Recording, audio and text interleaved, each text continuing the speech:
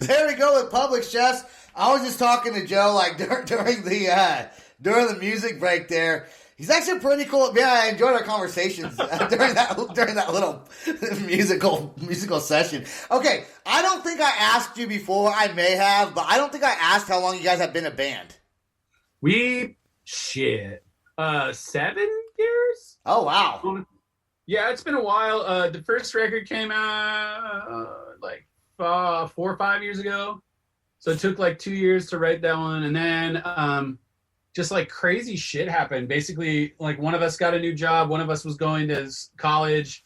And then I was traveling. So like I came back in mid-travel to do like a 2-week tour up the coast and back down. And then we just kind of were stagnant for a little while. And then we wrote this record, I think all together in like 8 months.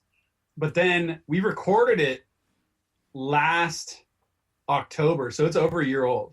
I think it's so cool that you guys have a vinyl also, and you could buy the vinyl on Bandcamp, right? So yeah, I think every band should have a vinyl. Maybe it's me because I'm a record collector. I collect records. Yeah, same here. So that's why for me I think it's neat. But I guess most people probably aren't. If you made an 8-track, I'd probably buy an 8-track, and then I go buy an 8-track player, and I start collecting that too. Because who does that? I would do that for sure. Hey, tons of bands are still putting out cassettes, man.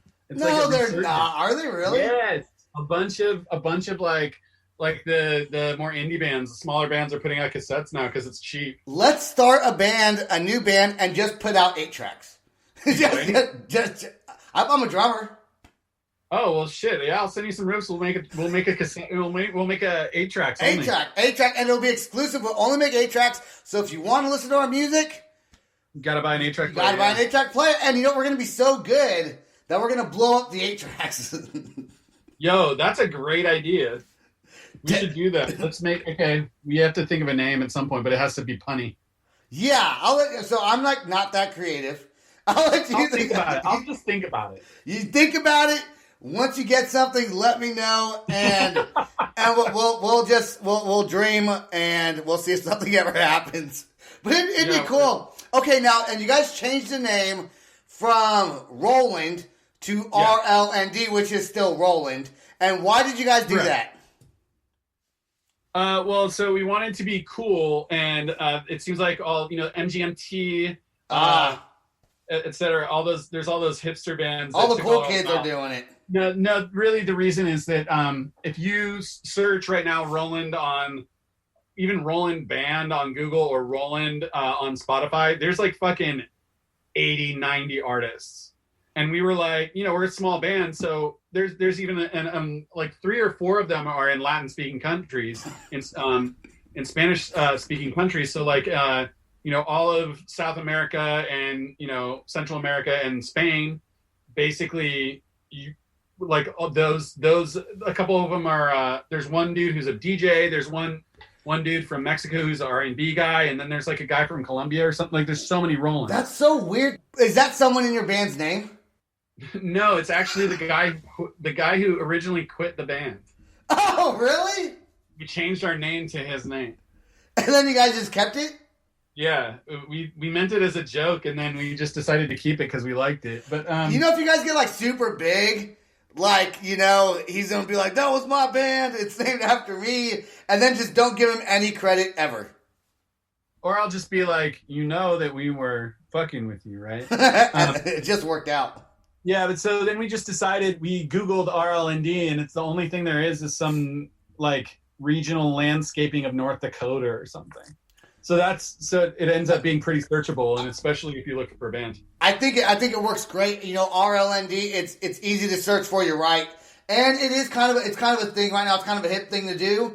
And so that's honestly, that way you're doing it like that is, I would say, a better way to market the brand of the band than spelling out Roland. As much as it sucks to have to like feel like you're making it easier for people, it's really important. I mean, it feels the same to me. Honestly, part of the reason why I want to have vocals is because people get a better connection with music when it has vocals. Like I'm the first one to admit that, but we were just an instrumental band for so long that it's kind of like, Maybe who am one. I to say that we have to change it? And you know what? Maybe one day soon, maybe someone will come into the band's lives. You're like, dude, we got to have this. We got to have this vocalist.